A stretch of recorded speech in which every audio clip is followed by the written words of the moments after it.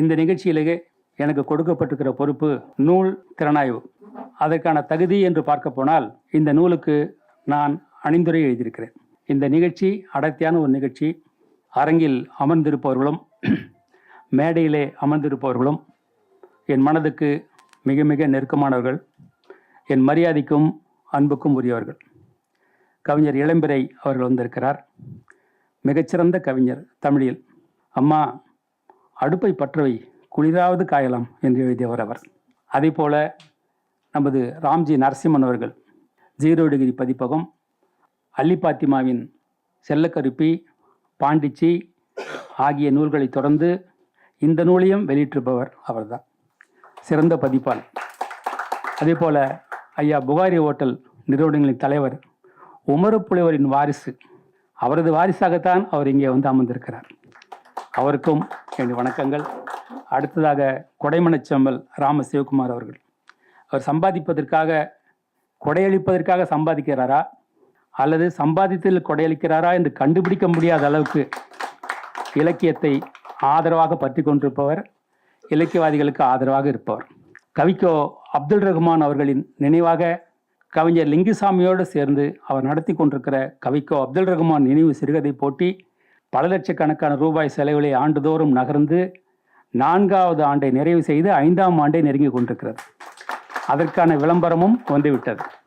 இது இலக்கியத்துக்கான ஒரு பக்கம்தான் சிவகுமார் சாருக்கு. 100கணக்கானவர்களுக்கு மாதந்தோறும் 500க்கும் மேற்பட்டவர்களுக்கு அன்னக்கொடை, அன்னதானம், மருத்துவ வசதி, மரபு கலைகளின் பாதுகாப்பு என்றெல்லாம் இடையறாது இயங்கி செல்வத்து பயனே ஈதல் துய்ப்பேம் எனினே தப்புன பலவே என்று புறநானூறு சொல்லுகிறது. செல்வத்தின் பயன் ஈதல் தான். நான் சம்பாதித்ததை நான் தான் அனுபவிப்பேன் என்று சொன்னால் அதை சம்பாதித்தால் உனக்கு கிடைக்கக்கூடிய எந்த பயனும் கிடைக்காது என்று சொல்லுகிறது புறநானூறு. செல்வத்து பயனை ஈதல் என்று உணர்ந்தவர் அவர். அதே போல அன்பு தம்பி மீரா கதிரவன், வீரசந்தானம் அவர்களின் இல்லத்தில் அவரை நான் அடிக்கடி பார்த்திருக்கிறேன். வீரசந்தானம் ஓவியரின் செல்லப்பிள்ளை அவர். வீரசந்தானம் மிகச்சிறந்த ஓவியர். வீரசந்தானம் கோடுகளில் கூட ஒரு நிமிர்வு இருக்கும் என்று காசி ஆனந்தன் சொன்னார். அப்படிப்பட்ட ஓவியரின் நெருங்கிய தம்பி, மகன், அவள் பெயர் தமிழரசி எடுத்து இன்றைக்கு நமது சிவகுமார் அவர்கள் உயர்த்தி பிடித்து கொண்டிருக்கிற அந்த மரபு கலைகளை குறித்து, தோல்பாவை கூத்து குறித்து முதல் முழுநீள தமிழ் திரைப்படத்தை எடுத்தவர் அவர்தான். அதே போல இங்கே வந்திருக்கிற, நான் இன்னும் படம் பார்க்கவில்லை, திரு அன்பழகன் அவர்கள் படம் விரைவில் பார்த்து விடுவேன். கோம்பை அன்வர் சிறப்பாக சுருக்கமாக இங்கே வந்தார். தேனியில் அப்துல் சமது ஐயா அவர்களோடு சேர்ந்து யாதும் திரைப்படத்தை நாங்கள் வெளியிட்டதாக ஞாபகம். வெளியிட்டோமா அல்லது திறனாய்வு செய்தி பேசினோமா தெரியவில்லை. தெய்வா விடுதலை மிகச்சிறந்த ஒரு ஆவணப்பட இயக்குனர். மிக அடர்த்தியான ஒரு நிறைவான சபை இந்த சபை. இந்த சபையிலே வந்திருக்கிற ஒவ்வொருவருக்கும் என் வணக்கங்களையும் வாழ்த்துக்களையும் தெரிவித்துக் கொள்கிறேன். கவிஞர் அல்லிபாத்திமா அவர்கள் மிகச்சிறப்பாக ஒரு கவிதை தொகுதியை கொண்டு வந்திருக்கிறார். இந்த நிகழ்ச்சிக்கு உண்மையிலேயே ஐயா முஸ்தபா அவர்கள் தன் நிகழ்ச்சியை போல முன்னின்று இங்கே வந்து இந்த அரங்கத்தில் அமர்ந்து இந்த நிகழ்ச்சியை முன்னெடுத்து நடத்தி கொண்டிருக்கிறார். இந்த நிகழ்ச்சியை முன்னெடுத்து நடத்துவது அவர்தான். அவர் மேடையிலே அமரவாட்டார் என்று வரும்போதெல்லாம் அவர் குறித்தே சொன்னார்கள். மிக வியப்போடு இவ்வளவு நேரம் அமர்ந்திருக்கிறீர்கள், அதற்காக உங்களுக்கு நன்றியினை நான் தெரிவித்துக் கொள்கிறேன். காரணம், அல்லிபாத்திமாவின் குடும்பத்தின் மீது உங்களுக்கு இருக்கிற ஒரு தாய்மை கணிந்த ஒரு அக்கறை. அதே போல இந்த அரங்க நிர்மாணம் எனக்கு தெரிந்து தமிழ்நாட்டில் அல்லது தமிழ்நாட்டின் தலைநகரான சென்னையில் ஒரு இலக்கிய மன்றத்தில் இவ்வளவு பேரோடு சேர்ந்து பேசுகிற வாய்ப்பு, இத்தனை நிழற்படங்களை பார்த்து கொண்டே அமர்ந்திருக்கிற ஒரு வாய்ப்பு வழங்கப்பட்டிருக்கிறது என்றால் அது கவிக்கோ மன்றத்தில் தான். ஏதோ இவர்களெல்லாம் இங்கே வந்து நம்ம அருகே நின்று கொண்ட கண்ணதாசனும் நமது கவிக்கோ அப்துல் ரஹ்மான் அவர்களும் இங்கே வந்து அமர்ந்திருக்கிறார்கள் என்கிற நினைப்போடு தான் நான் இங்கே பேசி கொண்டிருக்கிறேன். கடைசியாக கவிக்கோ அப்துல் ரஹ்மான் பங்கேற்றது இங்கே தான். இந்த நிகழ்ச்சிக்கு பிறகு அவர் பங்கேற்கவில்லை, அதில் நானும் கலந்து கொண்டு பேசினேன். அற்புதமான ஒரு நிகழ்ச்சி. இன்றைக்கு காதலர் தினம் என்று சொல்கிறார்கள், அதல்ல, ஒரு ஞாயிறு, ஒரு சனிக்கிழமை வேண்டும் என்று அவர் சொன்னார். அந்த சனிக்கிழமை தேடிய போது 14ஆம் தேதி வந்தது, அவ்வளவுதான். இதற்காக ஏன் சனிக்கிழமை என்றால் ஞாயிற்றுக்கிழமை எல்லோருக்கும் விடுமுறை, அது வசதியாக இருக்கும் என்கிற கோணத்தின் அடிப்படையில் இருக்க. மற்றபடி எப்போதும் இந்த மானுடத்தை, இயற்கையை, பறவைகளை, மலைகளை எல்லாவற்றையும் காதலிக்கக்கூடியவர் தான் நமது அல்லிபாத்திமா அவர்கள். அந்த வகையிலே இங்கே இருக்கிற புகாரி நிறுவனங்களின் தலைவராகட்டும், ஐயா முஸ்தபா அவர்களாகட்டும், நமது மீரா கதிரவனாகட்டும், இந்த நிகழ்ச்சி தொகுக்கிற உசேனாகட்டும், யாராக இருந்தாலும் ஒரு தாய்மையோடு வந்து இந்த நிகழ்ச்சியை நடத்தி கொண்டிருக்கிறீர்கள். இந்த குடும்பத்தினர் இங்கே வரவேற்புரை நிகழ்த்தியவர் ஆபித் வந்து அல்லி பாத்திமாவின் மகன். அவர் வந்து தன் தாயின் நூல் வெளியீட்டு விழாவில் வரவேற்புரை நிகழ்த்துகிறார். அன்சிலா அவரது மகள், அந்த அம்மா தான் இப்போ மேடை நிர்வாகம் போகிற அவங்க தான் கவனிச்சிருக்காங்க. இன்னொரு பக்கம் தன் கணவர் ஒழுங்காக பேசுகிறாரா, மாமியார் என்னென்ன தவறு செய்கிறார் என்பதெல்லாம் அஃப்ரீன் கவனித்துக் கொண்டிருக்கிறார். நாளைக்கு இது குறித்து அவர் வீட்டில் கருத்தை முன்வைத்தாலும் முன்வைப்பார். ஆக மிக அந்யோன்யமான ஒரு நிகழ்ச்சி இந்த நிகழ்ச்சி. இந்த நிகழ்ச்சியிலே பேசியவர்கள் எல்லோரும் சொன்னார்கள், இது காதல் கவிதையாக இருக்கிறது. காதல் கவிதை என்றால் ஆண் எழுதினால் அது காதல் கவிதை. கவிக்கோ அப்துல் ரஹ்மான் தன்னுடைய 80 கடைசி காலம் வரைக்கும் காதல் கவிதைகள் எழுதி கொண்டிருந்தார். எல்லோரும் காதல் கவிதைகள் எழுதி கொண்டிருக்கார். காதல் என்பது பிரியாதது. ஆண் எழுதினால் அது காதல் கவிதையாக இருக்கிறது, பெண் எழுதினால் அது யார் என்ற கேள்வி எழுகிறது. அதுதான் இங்கே இருக்கிற பெரிய சிக்கல். ஒன்றுமே இல்லை. படைப்பாளிக்கு யாரை பார்த்தாலும் ஒரு தாய்மையோடு பால் சுரக்க வேண்டும். படைப்பாளிக்கு எல்லாமே பொதுவானதுதான்.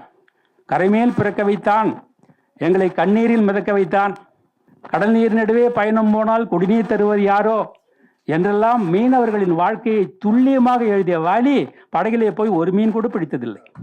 கடலோட ஒரு நாள், கரை சேர மறுநாள், ஆழாக்கு அரிசிக்கு அலையோட தகராறு என்று ஒரு எழுதினார். அவர் பேர் எனக்கு நினைவில்லை. ஆனால் அவர் ஒரு மீனவர் இல்லை. எழுதுவதற்கு எழுத்தாளனுக்கு அக்கறை தான் தேவையே தவிர அவர் அந்த தானே பாதிக்கப்பட்டு எழுத வேண்டும் என்றில்லை. யாரும் எதையும் எழுதலாம், ஆனால் அதுக்கு ஒரு தாய்மை இருக்க வேண்டும். அப்படித்தான் இந்த நூல் அல்லி பாத்திமா என்கிற ஒருமையின் குரலாக அல்ல, ஆயிரக்கணக்கான பெண்களின் பன்மையின் குரலாக இந்த நூல் வந்திருக்கிறது. இது ஒருமையின் குரல் அல்லவே அல்ல. அவர் எல்லோருடைய சிக்கல்களையும் எடுத்து எழுதி கொண்டிருக்கிறவர். அவர் எல்லோருடைய பிரச்சனைகளையும் பேசிக் கொண்டிருப்பவர். அந்த வகையிலே இந்த நூலை எழுதியிருக்கிறார். இந்த நிகழ்ச்சிக்கு வருகை தந்த போது குமுதம் ஆசிரியர் சொன்னார், இந்த விழாவுக்கு நான் எப்படியாவது வந்து விடுவேன், வந்திருக்கிறார் என்று தெரியவில்லை, அவசியம் வந்து விடுவேன், ஆனால் நீங்கள் தயவு செஞ்சு என் கவிதையை நீங்கள் மேற்கோள் காட்ட வேண்டும் கௌதம், என் கவிதையை ஒரு மேற்கோள், ஏன்னா இந்த தொடர்புடைய ஒரு கவிதை அது என்று அவராக வழியே வந்து கேட்டுக்கொண்டார். கவிதை வேறு எனக்கு அனுப்பி வைத்தார். சொல்கிறார், எப்போதும் ஒரு பட்டியல் வைத்திருப்பாய் என்னிடம் கேட்க, மனைவியிடம் எப்போதும் ஒரு பட்டியல் வைத்திருப்பாய் என்னிடம் கேட்க, அடுத்த வீட்டுக்காரியை பார்த்தாய், அது வேண்டும் என கேட்டாய், அடுத்த வீட்டுக்காரியை பார்த்தாய், அது வேண்டும் என கேட்டாய், எதிர் வீட்டுக்காரியை பார்த்தாய், இது வேண்டும் என கேட்டாய், அதுவும் இதுவும் வாங்க திரைகளோடினேன், திரவியம் தேடினேன், இப்போது நீ கேட்டதையும் கேட்காததையும் கூட வாங்கி வந்திருக்கிறேன். கணவன் சொல்றான், நீ கேட்டதையும் கேட்காததையும் கூட வாங்கி வந்திருக்கிறேன், தெருவோரமாக காத்திருந்து வரவேற்கிறாய், உனக்காகவும் ஓடி நான் தொலைத்த என் இளமையை கேட்கிறாய், அடிப்பாவி என்ன செய்வேன் இப்போது என்கிற ஒரு கவிதை. இது ஒரு ஆண் அவரது கோணத்தில் எழுதிய கவிதை.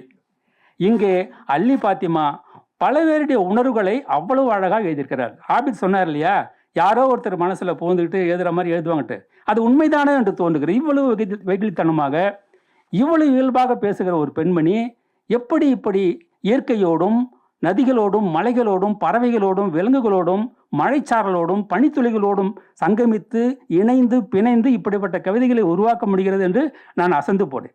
மீரா கதிரவன் சொல்லும்போது என்னுடைய அணிந்துரை மிகச்சிறப்பாக இருப்பதாக சொன்னார். அதற்கு காரணம் நான் அல்ல, அல்லி பாத்திமாவின் கவிதைகள். எனக்கு தெரிந்து நான் இதுவரைக்கும் நூற்றுக்கணக்கான நூல்களுக்கு அணிந்துரை எழுதியிருக்கிறேன். அந்த நூற்றுக்கணக்கான நூல்களிலே என் மனதுக்கு மிக மிக பிடித்த அணிந்துரை என்றால் அது 3 அணிந்துரைகள். ஒன்று, இளம்பிறை அவர்களின் அவதூறுகளின் காலம் நூலுக்கு நான் எழுதியது. அவதூறுகளின் காலம் நூலுக்கு எழுதிய அணிந்துரை மனதுக்கு பிடித்து எழுதியது.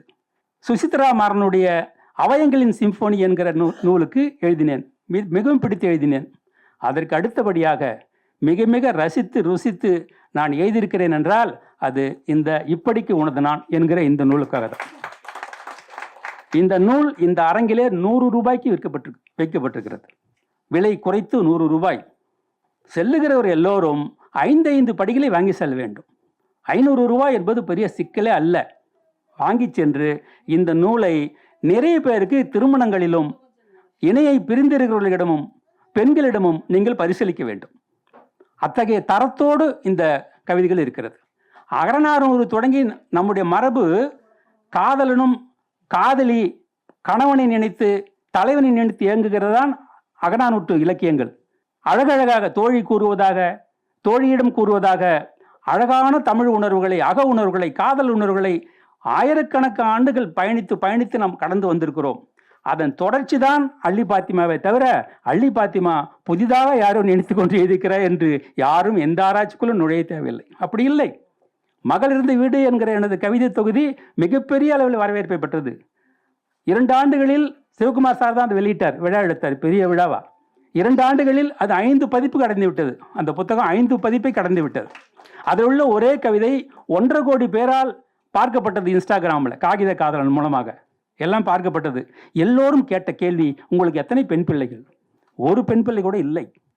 எனக்கு இருப்பது 2 ஆண் பிள்ளைகள். பெண் பிள்ளை இல்லாமல் இப்படி எப்படி எழுதுகிறீர்கள்? படைப்பாளியாக இருந்தால் எதிரே இருக்கிற அன்சிலாவை மகளாக பார்த்தால், இங்கே இருக்கிற பெண்கள் எல்லாம் மகளாக பார்த்தால், கல்லூரியிலே பேசும்போதும் பள்ளிக்கூடங்களிலே பேசும்போதும் எதிரே கண்களை விரித்து பார்த்து கொண்டிருக்கிற குழந்தைகளை மகள்களாக பார்த்தால், எனக்கு ஆயிரக்கணக்கான மகள்கள், லட்சக்கணக்கான மகள்கள் இருக்கிறார்கள். அவர்கள் தான் அந்த கவிதை எழுத காரணமாக இருக்கிறார்கள்.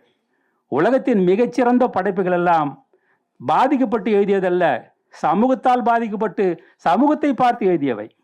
அந்த வகையில்தான் சமூகத்தில் பெண்கள் பிரிவு என்கிற ஒரு அவஸ்தைக்கு ஆட்பட்டு எப்படி எழுதுகிறார்கள், எப்படி இருக்கிறார் என்கிற வழியை லட்சோப லட்சம் பெண்களின் பிரதிநிதியாக இருந்து அள்ளி பாத்திமா இந்த நூலிலே கொடுத்திருக்கார். நீங்கள் படிக்க தான் தெரியும். படிக்கத்தான் அதன் சுவை உங்களுக்கு புரியும். நமது சிலம்பொலி செல்லப்பனார் அவர்கள் அணிந்துள்ளே நான் எழுதியிருக்கிறேன்.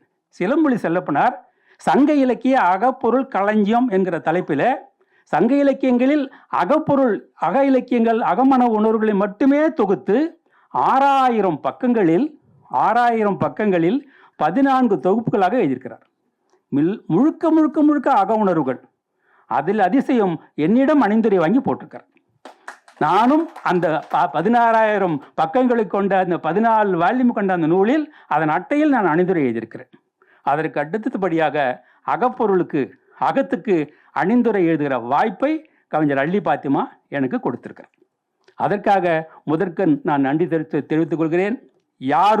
யாருடைய சிக்கலையும் எழுதலாம், அது எழுத்தாளனுடைய உரிமை. நீங்கள் செல்லக்கரிப்பியை பார்ப்பீர்கள் என்றால், செல்லக்கரிப்பி ஒரு தேயிலை தோட்ட பெண் தொழிலாளி எப்படி ஒரு தலைவியாக உருவாகிறாள் என்கிற அற்புதமான கதை, மிக திரைப்படமாக எடுப்பதற்கு உகந்த கதை. நான் அடிக்கடி அந்த செல்லக்கரிப்பியை ஒரு திரைப்படமாக கற்பனை செய்து பார்ப்பேன். ஒரு தேயிலை தோட்ட தொழிலாளிகள், பெண் தொழிலாளிகள், அவர்கள் படுகிற அவஸ்தை அங்கே நாம் போனால்தான் தெரியும். செந்தில் பிரசாத் நண்பர் வந்திருக்கிறார், வால்பாறைக்கு போயிருக்கிறோம், தேயிலை தோட்டத்தை அங்குதான் பார்க்கிறோம். அப்போதுதான் செல்லக்கரிப்பியின் வீரியம் எனக்கு நன்றாக தெரிகிறது. தேயிலை தோட்டத்தில் இருக்கிற பெண்கள், அவர்கள் படுகிற வேதனைகள், அங்கே உருவாகிற ஒரு பெண் தொழிலாளி, அவர் எப்படி காதலால் வஞ்சிக்கப்படுகிறாள், எப்படி வெற்றி அடைகிறாள், அவள் எப்படி அத்தனை ஆயிரம் பெண்களுக்கு ஒரு தலைவியாக உருவாகிறாள். இதை திரைப்படமாக கற்பனை செய்து பார்த்தால் அவ்வளவு அற்புதமாக இருக்கிறது. அதே போல பாண்டிச்சி நாவல். இந்த அள்ளி பாத்திமாவிடம் நான் வியந்தது என்று பார்க்க போனால், இயற்கையோடு இவ்வளவு சாதகமாக, இவ்வளவு அனாவசியமாக, இவ்வளவு சர்வ சாதாரணமாக அவர் எப்படி கையாளுகிறார் என்பதுதான். இது புகழ்ச்சிக்கோ அல்லது வெற்று புகழறியாகவோ அல்லது சொல்ல வேண்டும் என்பதற்காக நான் சொல்லவில்லை. என்னுடைய சிறப்பு என்று நான் கருதுவது, நன்றாக இல்லை என்றால் நன்றாக இல்லை என்று சொல்வதுதான். இங்கே நன்றாக இல்லை என்று நான் சொல்ல முடியாது. அப்படிப்பட்ட கவிதைகள், பல கவிதைகள். ஆக ஒரு நெடிய மரபின் தொடர்ச்சியாக ஒரு மனவயப்பட்ட, அகவயப்பட்ட காதல் உணர்வுகளை, தன் காதலை பிரிந்திருக்கிற ஒரு பெண்ணின் நிலையிலிருந்து இந்த 40 கவிதைகளையும் எழுதியிருக்கிறார். புத்தக தயாரிப்பு ராம்ஜி சார் ரொம்ப நேர்த்தியாக வந்திருக்கிறது. மிக மிக நேர்த்தியான ஒரு புத்தக தயாரிப்பு. இது ஒரு கையேடு போல இருக்கும். காதலர்கள் மட்டுமல்ல, பிரிந்திருக்கிற மனைவி கணவனுக்கு இதை பரிசீலிக்கலாம், அல்லது உறவுகள் பரிசீலிக்கலாம். அத்தனை நாகரிகமான நடை, எளிய நடை, எல்லோருக்கும் புரிகிற நடை. நான் நினைக்கிறேன் இந்த கவிதை தொகுப்பு, இப்படிக்கு உனதுனான் என்கிற இந்த தொகுப்பு, ஏற்கனவே சொன்னது போல கடித கவிதைகள் என்கிற நிலையில இந்த நூல் பல பதிப்புகளை காணும் என்று நான் உறுதியாக நம்புகிறேன். இந்த நூல் கண்ணீர் பூக்களை போல பெருமளவு பரவும் என்று நான் நம்புகிறேன். எனக்கு நாடி பிடித்து பார்க்க தெரியும். எந்த செய்தி மக்களிடையே பரவும், எதற்கு வரவேற்பு இருக்கும், ஏன் அதை மக்கள் ரசிக்கிறார்கள் என்றெல்லாம் என்னால் கணிக்க முடியும். அந்த வகையிலே இந்த தொகுப்பு அந்த இடத்துக்கு போயிருக்கிறது. அதற்காக நான் அள்ளி பாத்திமா அவர்களுக்கு நன்றி தெரிவித்துக் கொள்கிறேன். இந்த விழாவை முன்னெடுப்பதற்கு நமது கவிக்கோ மாற்றத்தாருக்கும் ஐயாவுக்கு நான் நன்றி தெரிவிச்சிருக்கேன். அதுபோல் இங்கே ஒரு குடும்ப உணர்வோடு நின்று அவரை நீங்கள் வாழ்த்துகிறீர்கள். அதற்காக இந்த நூலில் இந்த நிகழ்ச்சியில் அணிந்துரை வழங்கியதுக்கு பிறகு நான் நூலாய்வுரை நிகழ்த்துகிறேன் என்று நானாக விரும்பி கேட்டுக்கொண்டேன். ஏனென்றால் இந்த நூலின் கவிதைகளை குறித்து நான் சொல்ல வேண்டும் என்பதற்காக. எல்லா கவிதைகளும் எனக்கு வியப்பு. பேசுபவர்கள் ஒவ்வொருவரும் பேச வரும்போதும், அடடா இவர் இந்த கவிதையை சொல்லிவிடுவாரோ, அடடா அவர் அந்த கவிதையை சொல்லிவிடுவாரோ, நமக்கு அட்டை மட்டும் தான் மிஞ்சுமோ என்றெல்லாம் நான் கவலைப்பட்டு கொண்டிருந்தேன். நல்ல வேலையாக நீங்கள் தொட்டு தொட்டு காண்பித்தீர்கள், இலையை எடுத்து கொடுத்து விடவில்லை. அதற்காக இந்த நூலிலிருந்து கவிதைகளை சொல்லாமல் விட்டு உங்களுக்கு நான் நன்றி தெரிவித்துக் கொள்கிறேன். ஆனால் தொட்டு காட்டினீர்கள். ஆனால் எல்லாமே சொல்லக்கூடிய கவிதைகள், பரவக்கூடிய கவிதைகள், வரவேற்பை பெறக்கூடிய கவிதைகள். கடிதம் ஒன்றிலேயே நீங்கள் கண்டுபிடித்து விடலாம். நீ இல்லை இங்கென்று நினைக்கின்ற நொடி பொழுதில் நெஞ்சத்தில் சுருக்கென்று நெறிஞ்சு முள் தைக்கிறது. சொற்கள் அவ்வளோ வேகமா லாவகமா அழகா விழுது. நீ இல்லை இங்கென்று நினைக்கின்ற நொடி பொழுதில் நெஞ்சத்தில் சுருக்கென்று நெறிஞ்சு முள் தைக்கிறது. நீ விடைபெற்ற வாசலில் நான் நட்ட விழிகள். கண்ணை யாராவது நட்டு வைப்பாங்களா? அள்ளி பார்த்து மேல முடியுது. நீ விடைபெற்ற வாசலில் நான் நட்ட விழிகள் வேர் நீட்டி நீட்டி நெருங்குகின்றன உன்னை. என் வேர், நான் நட்ட வேர் உன்னை நெருங்கி வருகிறது. எழுத்தாணி கூர்நினியில் என் இதயம் கோக்கிறேன். எழுத்தாணி என் கூர்நினியில் நுனியில் என் இதயம் கோர்க்கிறேன். வெள்ளை தாள்களில் உன்னை தழுவுகிறேன். வெள்ளை தாள்களில் உன்னை தழுவுகிறேன். உயிரின் மொழிகளைத்தான் உன்னிடத்தில் சேர்க்கிறேன். உடலின் உணர்வை தொட்டு ஒவ்வொன்றாய் எழுதுகிறேன். காற்றின் அலையோடு தினமும் நீ காதோடு பேசினாலும், காற்றின் அலையோடு தினமும் நீ காதோடு பேசினாலும் கண்களை துடைத்து கொள்ள உன் கையெழுத்தே கைக்குட்டை. உன் கையெழுத்தே கைக்குட்டை. அந்த அலையோடு நீயும், எந்த நாடோ என்னாவது நமக்கு தெரியாது, அந்த அலையோடு நீயும், இந்த மலை மீது நானும் கடிதங்களை வரமாக வாங்க கால் கடுக்க நிற்கிறோம். வரம் வாங்கி இந்த நாட்டை உய்விக்க வேண்டும், வரம் வாங்கி எல்லோருக்கும் நாம் நல்லது செய்ய வேண்டும் என்பதுதான் வரத்தின் பொருள். ஆனால் இவங்க சொல்றாங்க கடிதங்களை வரமாக வாங்க. ஒரு கடிதம் அது வரம். கடிதங்களை வரமாக வாங்க கால் கடுக்க நிற்கிறோம். உன் வரிகளோடு வாசல் வழி உயிர் மூச்சு நுழைகிறது. உன் வரிகளோடு வாசல் வழி உயிர் மூச்சு நுழைகிறது. நலம் கேட்கும் உன் சொற்கள் நெஞ்சோடு நிறைகிறது. இமை மூடிய உன் கடிதம் எனக்கென்று திறக்கையிலே, இமை மூடிய உன் கடிதம் எனக்கென்று திறக்கையிலே எழுத்தெல்லாம் காதலுடன் கண் விழித்து மொய்க்கிறது. கண்ணோடு கண் பார்க்க காத்திருக்கிறேன், கண்ணோடு கண் பார்க்க காத்திருக்கிறேன், விரைவில் வா. இந்த கடிதத்துக்கு பிறகு ஒரு ஆள் வராமல் இருக்க முடியுமா? இந்த கடிதம் போய் சேர்ந்திருக்கவில்லை, அதனால் அவர் வரவேன் நினைத்துக் கொள்கிறார். ஒரு கவிதை இது போல. எல்லா கவிதைகளுமே இப்படித்தான். கடிதம் 6 கவனிங்க. தூரமாய் எங்கிருந்தோ வலசை வந்திருக்கும் வாலாட்டு கிளிகளில் 2 நம் தோட்டத்து கனிகளை இணைந்தே சுவைக்கின்றன. பறவைகள், பூக்கள், பனித்துளிகள், கார்கால மேகம், மழை, எல்லாவற்றுக்கும் இந்த புத்தகத்தில் இந்த தகவல்களில் இடம் உண்டு. அவர் காதல் கணவனுக்குத்தான் எழுதினாரா அல்லது இதையெல்லாம் காதலித்து எழுதினாரா என்பது நமக்கு தெரியவில்லை. இதை பாருங்கள். இந்த கவிதை, தூரமாய் எங்கிருந்தோ வலசை வந்திருக்கும் வாலாட்டு கிளிகளில் 2 நம் தோட்டத்து கனிகளை இணைந்தே சுவைக்கின்றன. தூரத்து மலைகளில் குறிஞ்சிகள் பூத்ததாய் தனித்த வண்டொன்று தவிப்போடு மூழுதிங்கே. தூங்காத கண்களோடு வாசலில் தான் வரைந்த வண்ண கோலத்தை, இங்கதான் கவிதை, தூங்காத கண்களோடு வாசலில் நான் வரைந்த வண்ண கோலத்தை வாடைக்காற்றோடு வந்த மழை ஓவியமாக்கிவிட்டது. வாடைக்காற்றோடு வந்த மழை ஓவியமாக்கிவிட்டு. உண்மைதான், நானே பார்த்துருக்கேன். என் மனைவி கோலம் போடும்போது மார்கழி மாதம் மழை தூரல் வந்துடும். அப்போ தண்ணி பட்டு பட்டு அந்த வண்ணங்கள்லாம் ஒரு ஓவியம் மாதிரி ஆகிடும். அதுக்கடுத்து சொல்கிறாங்க, வாழை குலை ஈந்திருக்கு, சரி, வாடாமல்லி தழைத்திருக்கு, அன்று நீ நெட்டு வைத்த அவரையும் பூத்திருக்கு, முற்றத்து முருங்கையில் முற்றிவிட்ட காய் 4, மிளகாய் செடிக்கு அருகே கத்திரியில் பிஞ்சு 2, மேலும் என் முகத்தில் புதிதாய் பரு 1. இந்த கவிதை மட்டுமல்ல நண்பர்களே, இதில் உள்ள ஒவ்வொரு கவிதையும் அப்படி சிலாகித்து சிலாகித்து சிலாகித்து பேசத்தக்கவை. வலசை பறவைகளும் கூடி பெருகி கூட்டமாய் உற்ற உறவுகளோடு ஊர் திரும்பி விட்டன. நான் விலைக்கு சொல்ல வேண்டும் என்பதற்கு தான் சொல்லுகிறேன். நான் எதை லயித்தேனே அதை சொல்லுகிறேன். வலசை பறவைகளும் கூடி பெருகி கூட்டமாய் உற்ற உறவுகளோடு ஊர் திரும்பி விட்டன. இது ஒரு பெரிய அறிவியல். வேடந்தாங்களுக்கு அக்டோபர் நவம்பர் மாதங்களில் வருகிற பறவைகளை சொல்வார்கள். திரும்பி போகும்போது அந்த பறவைகளின் எண்ணிக்கையில் பல்லாயிரக்கணக்கில் லட்சக்கணக்கில் எண்ணிக்கை கூடியிருக்கும். வேடந்தாங்களுக்கு வந்து முட்டையிட்டு குஞ்சு பொறுத்து பறவைகளுக்கு பறக்க கற்றுக் கொடுத்து அந்த பறவை குஞ்சுகளை அழைத்து கொண்டு எல்லா பறவைகளும் திரும்பி போகும் மறுபடியும். இது ஆண்டுதோறும் நடப்பது. அதைத்தான் சொல்கிறார். வலசை பறவைகளும் கூடி பெருகி கூட்டமாய் உற்ற உறவுகளோடு ஊர் திரும்பிவிட்டன. களை எடுக்காத நம் தோட்டத்தில் என்னென்ன காய்களோ பழங்களும் உதிர்ந்ததோ பார்த்திட மனமில்லை. குறிஞ்சி தேனெடுக்க ஊர் பாதி மலையேற உடன் செல்லும் பெண்களின் சிரிப்பும் கலகலப்பும் எனக்கேன் எரிச்சலை மூட்டுகின்றன. ஏதோ ஒரு பொண்ணு சிரிச்சா எனக்கு எரிச்சலா இருக்கு. வாசல் கோலத்தின் வடிவை மாற்றும் வாடை காற்று தனிமையில் என்னையும் வாட்டுகின்ற போதெல்லாம் வடிகின்ற கண்ணீரால் தான் வாசலை தெளிக்கின்றேன். தண்ணீர்ல வாசலை தெளிக்கலாம், கண்ணீர்ல யாராவது வாசலை தெளிப்பாங்களா? வடிகின்ற கண்ணீரால் தான் வாசலை தெளிக்கின்றேன். நேற்றிரவு நடுநிசையில் நிலா பெரிதாக தெரிந்தது. இன்றிரவு தேய்ந்திடுமோ மனம் ஏனோ தவிக்கிறது. நிலா வளர்ந்தும் தேய்ந்தும் தன்னென்றும் தணலென்றும் எப்படி மாறினாலும் என்னை ஏங்க வைத்தே நீங்குவதை எப்படி நான் உணர்த்துவேன்? என்னை ஏங்க வைத்தே நீங்குவதை எப்படி நான் உணர்த்துவேன்? தேய்வது நிலவு மட்டுமா? அதோடு அந்த கவிதை முடிந்து விடுகிறது. இதெல்லாம் பார்க்க பார்க்க பார்க்க எப்போதுமே கவிதையில் நினைத்து பார்ப்பதை சொல்வதற்கு பெரிய வலிமை உண்டு. நினைத்து பார்த்ததை சொன்னால் அது பெரிய அளவு எடுபடும். மகளிருந்து வீடு எடுபட்டது கூட காரணம், ஒரு தந்தை திருமணம் செய்து வைத்த தன் மகளை நினைத்து நினைத்து சொல்லுகிறார். அதான் எடுபட்டது காரணம். இங்க பிரிந்த தன் கணவனை குறித்து சொல்லுகிறார். தணிகை செல்வன் கூட ஒரு அழகாக ஒரு காதல் கவிதை எழுந்தார்.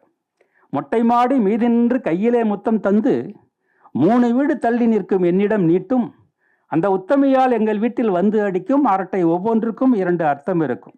சுஜாதாவின் நாவலை என் மேஜையில் கண்டால் மனம் துள்ளுவதேன் அவர் புதுமை நடையினை கண்டா.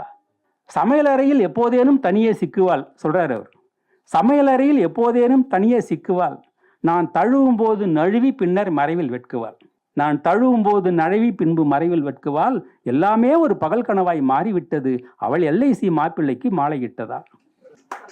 அதெல்லாம் நீண்ட சொல்லிட்டே வந்து எந்த பெண்ணும் எந்த ஆணும் இணைந்து பழகலாம். எந்த பெண்ணும் எந்த ஆணும் இணைந்து பழகலாம். இணைய வாய்ப்பு இல்லை என்றால் இனிது பிரியலாம். சிந்தையிலே காலமெல்லாம் ஒருவனுக்கென்றே இந்த சந்தை வாழ்க்கை பரபரப்பில் சாத்தியம் எங்கே? அவர் ரொம்ப அறிவியல் பூர்வமாக போயிட்டாரு. சிந்தையிலே காலமெல்லாம் ஒருவனுக்கென்றே இந்த சந்தை வாழ்க்கை பரபரப்பில் சாத்தியம் எங்கே? மனமுடித்த பின்னர் கொண்ட துணியிலே லைத்து அதில் மனமொன்றி வாழ்வதுதான் புதியது ஒரு கற்பு என்று அவர் எழுதியிருப்பார். ஒரு நடைமுறை பூர்வமான காதலை அவர் அதில் முன் வைத்திருப்பார். காதல் குறித்து ஏராளமாக எழுதப்பட்டு விட்டது. ஏராளமான கவிதைகள்.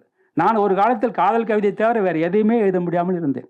பிறகுதான் தெரிந்தது காதல் பற்றி ஒரு கற்பனையாக நாம் எழுதிட்டு இருக்கிறோம், சமூகத்தின் பக்கம் நம்ம கவனம் திரும்பணும் என்று. பல கவிதைகள் அப்படி. அது ஒரு உணர்வு. அந்த உணர்வை வெளிப்படுத்தாமல் இருக்க முடியாது. இரண்டாவது, இது ஒரு சூழ்நிலைக்கான கவிதைகள் எல்லாமே. சிச்சுவேஷன் தான் இது. நிகழ்த்து சமூகத்தில் பிரிவு இருக்கா? இருக்கு. பிரிவு எதுக்கு கல்யாணம் பண்ணுறாங்க ஆனால் பிரிஞ்சிடுறாங்க. அந்த ஏக்கத்துக்கு விடை சொல்ல முடியாது. எனக்கு தெரிஞ்ச பல தம்பதிகள் அப்படி. ஆனால் எவ்வளவு காலம் பிரிந்திருந்தாலும் ஒருவருக்கு ஒருவர் காத்திருப்பார்கள். விமான நிலையங்களை வந்து இறங்கும் போது அந்த குழந்தைகள் அந்த அப்பாவை தேடி ஓடும்போதும், அந்த அப்பா தன் மனைவி கூட விட்டு குழந்தையை தேடி ஓடும்போதும் அந்த காட்சியெல்லாம் கண்களில் கண்ணீரை வர வைக்கிற காட்சிகள். ஆக அன்பு மகத்தானது, காதல் மகத்தானது, இந்த பிணைப்பு மகத்தானது. கடித அறிவில் வேறு ஆபித்தான் சொன்னார்னு நினைக்கிறேன். கடிதம் எழுதுவது மறந்து போய் வாட்ஸ்அப் கல்ச்சர், மெசேஜ் கல்ச்சர் அதிகமாக வந்துடுச்சுன்னு சொன்னீங்கன்னு நினைக்கிறேன். உண்மைதான். இப்போ கடித கலாச்சாரம் என்பது இல்லை. கடிதம் எழுதுவது அவ்வளவு அழகானது. வள்ளிக்கண்ணனும் தீக்காசியும் அப்படித்தான் எழுதி இலக்கியத்தை காப்பாற்றினார்கள். இலக்கியத்துக்கு உறுதுணையாக இருந்தார்கள். அந்த கடிதம் இல்லாத ஒரு காலகட்டத்தில் கடிதங்களை, அதுவும் கவிதை நடையில் எழுதியதற்காக கடிதங்களின் தாசர்கள், கடிதங்களின் அன்பர்கள் சார்பாக வேணால் நம்ம மறுபடியும் நம்ம அள்ளி பாத்தியமாக ஒரு நன்றி தெரிவிச்சுக்கலாம். எனவே நண்பர்களே, மிகச்சிறந்த ஒரு நிகழ்ச்சி.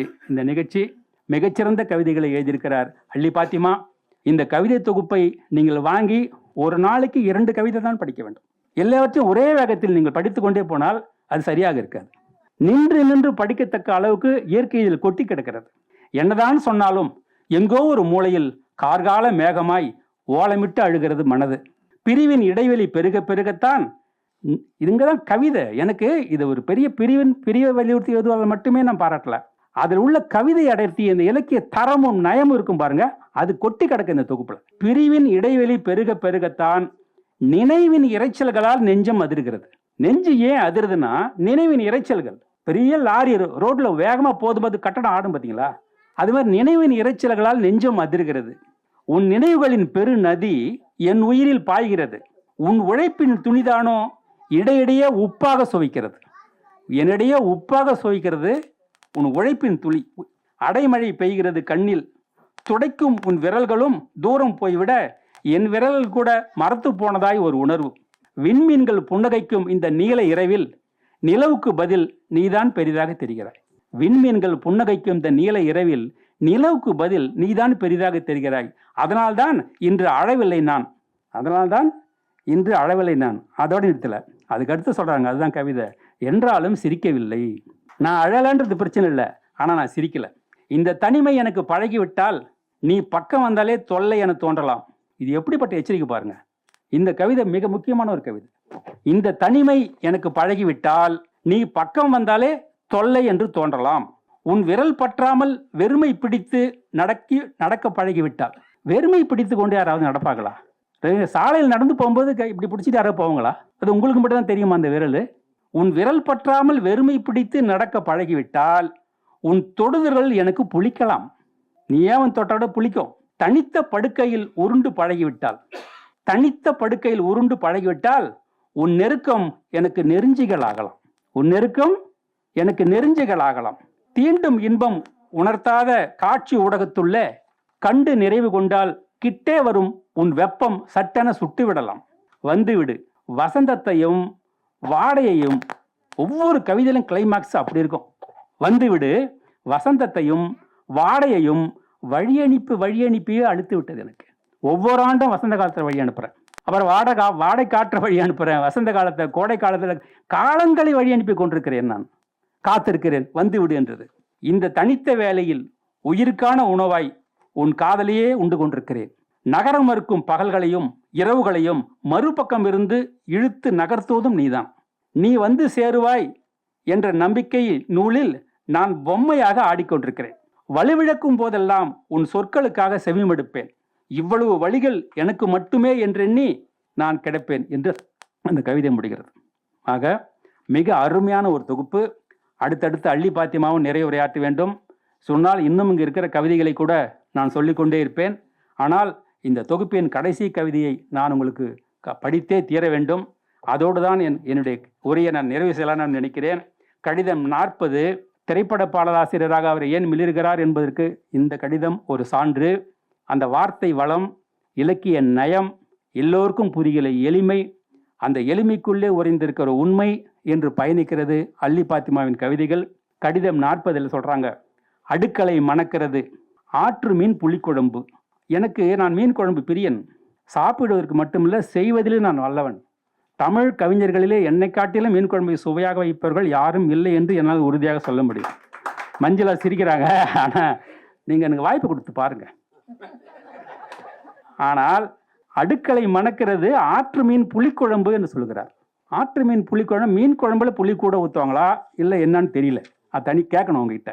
அடுக்களை மணக்கிறது ஆற்று மீன் புளிக்குழம்பு, அதோடு சேர்த்து உண்ண பார்ச்சேம்பின் சிறுகிழங்கு, சேனைக்கிழங்குன்னு நினைக்கிறேன், சேம்பின்னு சொல்ல சேனைக்கிழங்கு, பார்ச்சேம்பின் சிறுகிழங்கு. முற்றத்து முருங்கைக்காய் மிதக்கிறது கறிக்குழம்பில், மூடி வைத்த தட்டை நீக்கி வழிகிறது நெய்சோறு. மூடி வைத்த தட்டை நீக்கி வழிகிறது நெய்ச்சோறு. உருக்கிய நெய்யிங்கு ஊரெல்லாம் மணக்கிறது. உன் வரவை எடுத்து சொல்ல ஊர்க்குருவி பறக்கிறது. உன் வரவை எடுத்து சொல்ல ஊர்க்குருவி பறக்கிறது. பருப்போடு பச்சரிசி வறுத்து போட்ட பாயாசம் பொறுப்போடு சமைக்கிறேன் நாம். பருப்போடு பச்சரிசி வறுத்து போட்ட பாயாசம் பொறுப்போடு சமைக்கிறேன் நாம், பொறாமையில் தோழி முகம். இது பார்த்து பொறாம்பற ஒரு தோழி உங்களுக்கு இருக்கான்னு நினைக்கும் போது மகிழ்ச்சியா இருக்கு. பொறாமையில் இப்படி ஒரு தோழியா? கத்துக்குங்க, உங்களை யாரும் வேணாம் சொன்னது. பொறாமையில் தோழி முகம், எத்தனையோ பசியோடு எப்படியோ கழித்திருப்பாய். சொல்றாங்க, எத்தனையோ பசியோடு எப்படியோ கழித்திருப்பாய். எண்ணி பார்த்துதானே இத்தனையும் சமைக்கின்றேன். ஆசைகள் பொங்கும்போது அத்தனையும் பெருஞ்சுவையே. ஆசைகள் பொங்கும்போது அத்தனையும் பெருஞ்சுவையே. அருகில் நீ அமர்ந்து உண்ண அகன்றிடுமே பிரிவின் பசி. அருகில் நீ அமர்ந்து உண்ண அகலுவது எது? பிரிவின் பசி. பிரிவுக்கு ஒரு பசி இருக்கு. இது போல சொல்ல இந்த நூலில் முழுவதும் ஒரு நூற்றுக்கணக்கான இடங்களிலும் நீங்கள் பார்க்கலாம். இந்த 40 கடிதங்களிலும் இப்படிப்பட்ட சொற்கள் நிறைய உண்டு. மொழிபெயர்க்கும் போது மொழிபெயர்ப்பாளருக்கு எந்த மொழியில் மொழிபெயர்த்தாலும், மலையாளத்தில் மொழிபெயர்த்தாலும் அல்லது ஆங்கிலத்தில் மொழிபெயர்த்தாலும் ஒரு திணறல் இருக்கத்தான் செய்யும். அவ்வளவு தரம். ஆசைகள் பொங்கும் போது அத்தனையும் பெருஞ்சுவையே, அருகில் நீ அமர்ந்து உண்ண அகன்றிடும் பிரிவின் பசி, அள்ளி அள்ளி தருகிறேன் சொல்லியபடி வந்துவிடு என்று அந்த கவிதை முத்தாய்ப்பாக இந்த நூலில் முடிகிறது. ஆக என் அண்மை நண்பர்களே, மிகச்சிறந்த தொகுப்பு இந்த தொகுப்பு, மிகச்சிறந்த கவிதைகள் அடங்கிய தொகுப்பு. இதை பெற்று சென்று நீங்கள் எல்லோருக்கும் பரிசளிக்க வேண்டும். இந்த நூல் மிகப்பெரிய வரவேற்பை பெறப்போவது உறுதி. பல பதிப்புகள் காணப்போவது உறுதி. இது கல்லூரி மாணவர்கள் காதலால் மட்டுமல்ல, கணவனை பிரிந்திருக்கிற மனைவிகளாலும் வரவேற்கக்கூடிய ஒரு தொகுப்பு இது. நான் என்னுடைய அனுபவத்தின் அடிப்படையில் சொல்லுகிறேன். நான் ஏற்கனவே சொன்னதை போல யாருடைய பிரச்சனையும் யாரும் எழுதலாம், யாரும் எதை பற்றியும் எழுதலாம். இதில் யார் எழுதினார்கள், யாரை நினைத்து எழுதினார்கள் என்றெல்லாம் யாரும் தேடவே தேவையில்லை. ஒரு கற்பனை எடுத்துக்கொண்டே நீங்கள் எழுதலாம். நீங்கள் இல்லாத ஒன்றை எழுதலாம். அதுக்கு தேவையெல்லாம் ஒரு தாய்மை, ஒரு எழுத்தாற்றல். அந்த எழுத்தாற்றல் கவிஞர் அள்ளி பாத்தியம்மா அவர்களுக்கு இருக்கிறது. அவர்கள் இடையறாது எழுத வேண்டும், தொடர்ந்து எழுத வேண்டும். இந்த சென்னையில், இந்த தலைநகரத்தில் அவரது எழுத்து பரவ வேண்டும். தமிழ் கூறும் நல்லுலகில் அவருக்கு பெரிய வரவேற்பு காத்திருக்கிறது என்று சொல்லி, அவரது குடும்பத்தார், அது ஆஃபிராக நமது ஆபித்தாக இருந்தாலும் சரி, அஃப்ரீனாகட்டும் அல்லது அன்சிலாவாகட்டும், யாருமே அது நன்றாக ஊக்கப்படுத்துகிறார்கள். இப்படி ஒரு குடும்பம் அமைது கஷ்டம். அன்சிலாலாம் அப்படி அம்மாவை பார்த்துக்கிறாங்க கவிதைக்கு. ஆபித்தா அந்த வரவேற்பு பண்ணி கத்தினார். இதுதான் சொல்லுவாங்க, கவிதையில் என்ன இருக்கு, இலக்கியத்தில் என்ன இருக்கு, இதையும் எழுதுற அல்ல. யாரோ கேட்டாங்களாம், கவிதையா போடுறீங்க, அதில் என்ன உங்களுக்கு? உடனே இந்த மாதிரி ஒரு பொது பார்வையில் பரவலற்ற பெருந்தன்மையற்ற ஒரு பார்வை சொல்லுவாங்க. தென்னை வச்சவன் தின்னுட்டு சாவான், பனை வச்சவன் தென்னை வச்சவன் தின்னுட்டு சாவான், பனையை வச்சவன் பார்த்துட்டு சாவான்னு சொல்லுவாங்க. இதன் பொருள் என்னவென்றால், தென்னை மரம் சீக்கிரமே வந்துடும், அதனால் நுங்க வச்சு சாப்பிட்டுட்டு தண்ணி குடிப்பாங்க. பனை மரம் 16 வருஷம் ஆகும், அப்போ அதை சாப்பிட முடியாது, அதை பார்த்துட்டு சாவான்னு சொல்லுவாங்க. ஆனால் பனையின் பயணங்கள் நூற்றுக்கணக்கான ஆண்டுகளுக்கு உரியவை. இந்த இலக்கியம் என்பது விதைப்பது, அது வளர்ந்து கொண்டே இருக்கும், பரவிக்கொண்டே இருக்கும். அது உடனடியாக பழம் கொடுக்கிற ஒரு விருட்சம் அல்ல. நட்டு விட்டு காத்திருக்க வேண்டும், இடராது இயங்க வேண்டும். அப்படித்தான் என் போன்றவர்கள் இயங்கிக் கொண்டிருக்கிறோம். என் போன்றவர்களின் துணையும், ஐயா முஸ்தபா போன்றவர்களோட ஆதரவும், நல்ல தமிழ் இலக்கிய நண்பர்களின் ஆதரவுமாக நீங்கள் இடையராது எழுத வேண்டும். அதை மட்டும்தான் செய்ய வேண்டும். எழுத்து எழுதுகிறவனை மேம்படுத்தும், முதலாவதாக படிக்கிறவனை மேம்படுத்தும், இரண்டாவதாக சமூகத்துக்கு பயனளிக்கும், மூன்றாவதாக எழுத்து என்பது உன்னதம். எழுத வந்தவர்கள் உன்னதமானவர்கள், எழுத வந்தவர்கள் வரம் பெற்றவர்கள். அவர்களின் அடிப்படையில் தான் உலகம் இயங்கிக் கொண்டிருக்கிறது. இது நாகரிகத்தின் உச்சம் எழுத்து என்று சொல்லி, அப்படிப்பட்ட நாகரிகத்தின் உச்சத்தை நீங்கள் கை கொண்டிருக்கிறீர்கள். உங்களுக்கு என் உளமார்ந்த வாழ்த்துக்களை தெரிவித்து விடைபெறுகிறேன். நன்றி, வணக்கம். இந்த வீடியோ உங்களுக்கு பிடிச்சிருந்தா லைக் பண்ணுங்க, ஷேர் பண்ணுங்க, கமெண்ட் பண்ணுங்க.